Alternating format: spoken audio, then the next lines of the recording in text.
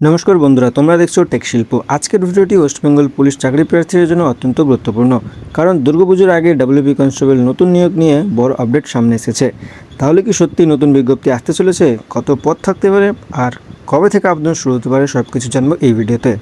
সাম্প্রতিক বিভিন্ন রিপোর্ট অনুযায়ী পশ্চিমবঙ্গ পুলিশ বাহিনীর বড় সংখ্যায় নিয়োগের পরিকল্পনা রয়েছে। এই নিয়োগের মধ্যে ওয়েস্ট বেঙ্গল পুলিশ কনস্টেবল পদও থাকতে পারে। তবে একটি বিষয় পরিষ্কার করে বলে রাখি, এখনও পর্যন্ত অফিসিয়াল নোটিফিকেশন প্রকাশিত হয়নি।